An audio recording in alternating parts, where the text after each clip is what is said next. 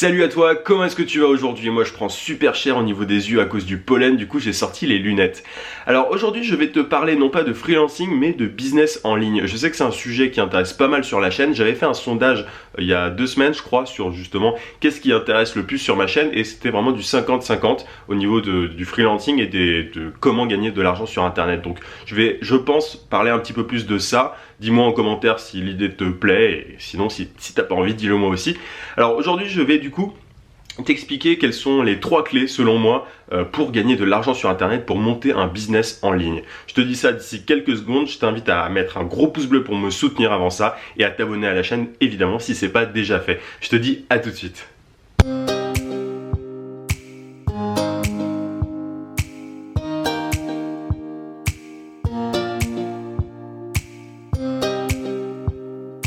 Ah tiens, je t'ai pas dit mais j'ai enfin acheté un trépied, du coup normalement l'image devrait être un petit peu plus stable. Si tu suis mes vidéos régulièrement, tu sais que je suis freelance mais que je vends aussi mes formations via ma chaîne YouTube. Du coup voilà, ça fait environ 4 mois à peu près je crois que je vends des formations sur YouTube. Du coup je peux te donner quelques conseils justement sur comment monter ton business en ligne, monter ton business sur internet. Et j'ai principalement 3 points à évoquer. Ce premier point, cette première clé comme je le disais en introduction, pour moi c'est vraiment d'avoir du temps à consacrer à ton business en ligne. Souvent on se décourage assez vite, moi j'ai vu énormément de gens se décourager très vite alors qu'ils avaient à peine commencé selon moi. Donc quand j'étais salarié, je me disais bon je vais lancer tel truc le soir et tout, et au final je me suis rendu compte que j'accordais pas assez de temps à tout ça. Je rentrais du travail et puis je me disais ah bah tiens je vais bosser là-dessus le soir, et c'était pas assez quoi, j'étais pas assez patient, j'avais besoin de résultats tout de suite et bah j'avais pas compris qu'il fallait que je m'investisse vraiment à 100% dans tout ça pour que ça marche.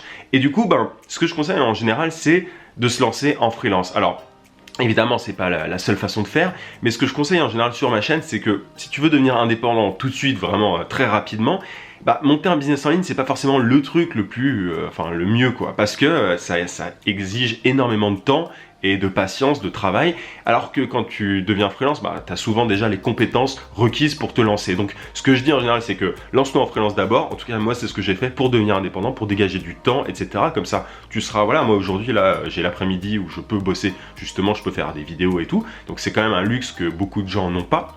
Et donc si tu as envie de te lancer, de devenir indépendant, donc pour moi il faut que tu te lances en tant que freelance et ensuite peut-être que tu pourras penser à ton business en ligne. Après évidemment tu n'es pas obligé de faire ça.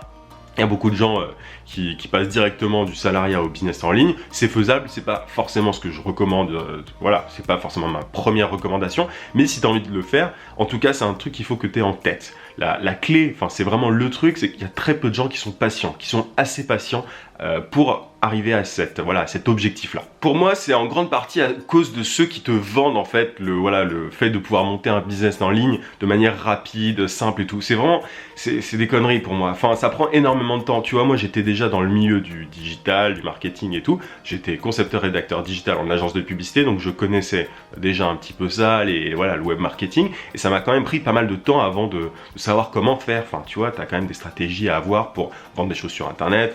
Faut savoir faire quoi. Et quand on démarre de zéro, quand on n'y connaît rien, on se rend pas forcément compte de tout le travail qu'il faut faire, de la patience qu'il faut avoir. Je vois énormément de gens qui commencent à vendre dès le début sans vraiment avoir pris le temps de créer une audience, je vais y revenir par la suite, mais il y a énormément de gens en fait qui se précipitent et c'est vraiment pas la bonne chose à faire. Donc voilà, c'est vraiment le premier point, sois conscient en fait de la patience qui est nécessaire pour tout ça.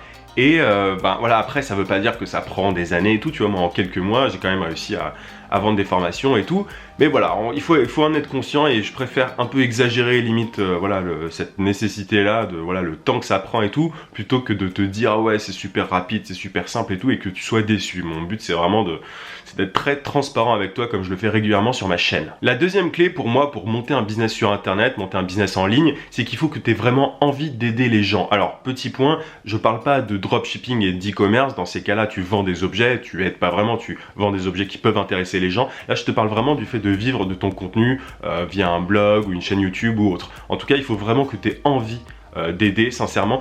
Ta motivation ça peut pas être que l'argent, parce que si c'est que l'argent tu vas vite abandonner. Ça rejoint mon premier point, tu vois, la patience. Il faut que tu aies une espèce de mission que tu t'es donnée, il faut que tu aies envie simplement d'aider les gens à passer à une autre étape dans leur vie, à leur faire atteindre un objectif. Moi si tu veux j'ai créé pas mal de contenu gratuit avant de vendre quoi que ce soit sur ma chaîne. Je continue de faire du contenu gratuit, c'est la majorité de ma chaîne, tu vois. Et il faut vraiment que tu saches que voilà, les gens, ils ont envie d'être aidés et tu vas les aider gratuitement avant de vendre quoi que ce soit. Tu peux pas te dire, ah bah tiens, je vais faire 2 vidéos, je vais vendre et tout. Ça peut pas être une obsession, la vente. Gagner de l'argent ne peut pas être la principale obsession, sinon tu n'y arriveras pas.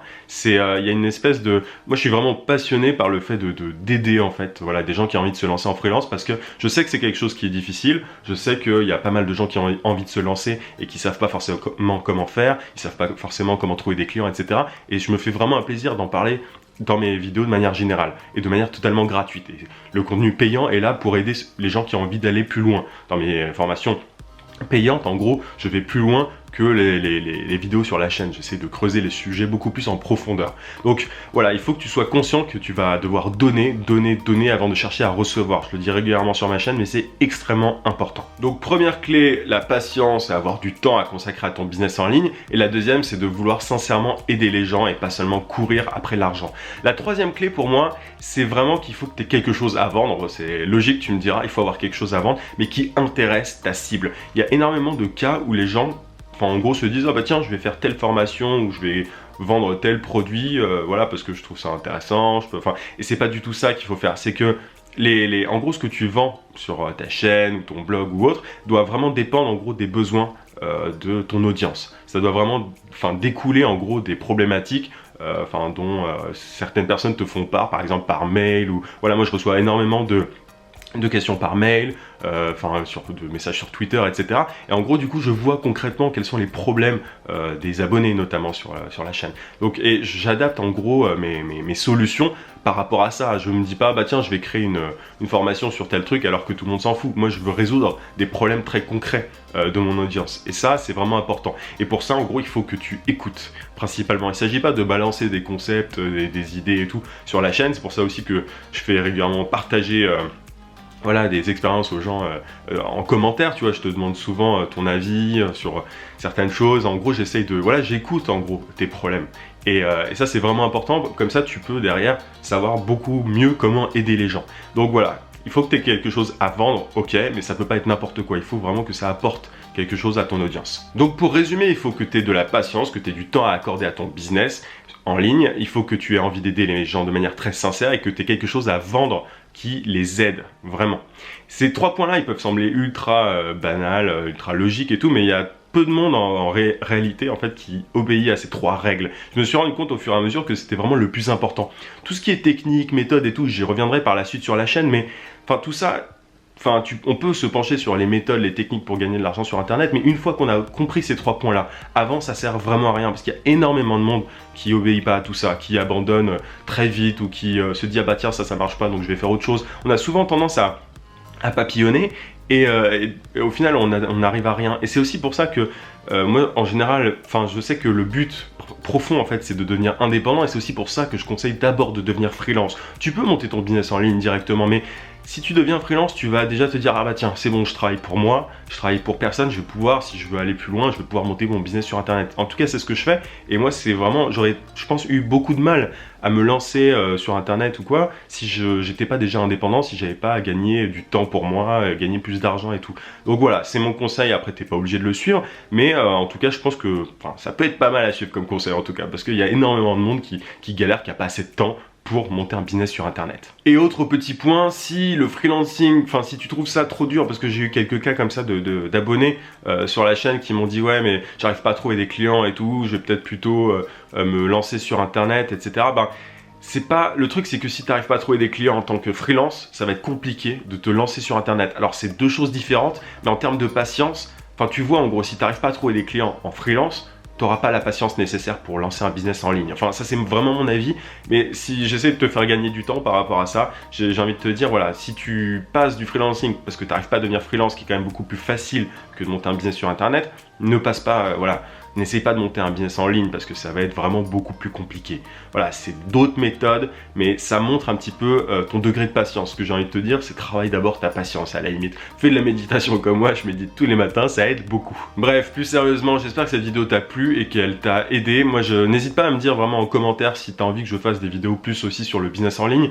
Je me suis rendu compte vraiment que c'était voilà, un sujet qui intéressait pas mal sur la chaîne. C'est exactement ce que j'applique exactement le conseil que je te donne dans cette vidéo là, tu vois. Il s'agit pas de juste de te balancer des idées, des concepts, des idées de vidéos, voilà, vraiment qui m'intéressent moi, mais de t'aider. Donc voilà, si tu as envie de monter un business en ligne, moi je peux t'aider parce que j'ai un business en ligne entre guillemets. Donc ton avis est vraiment important en fait. Donc dis-moi tout ça en commentaire. Et puis voilà, je t'invite à télécharger juste ici, si tu l'as pas déjà fait, ma formation vidéo gratuite pour trouver des clients rapidement en freelance, si tu as envie de te lancer en freelance. Je te dis à demain, 18 h comme d'habitude. N'oublie pas en attendant, vis sans limite. À plus.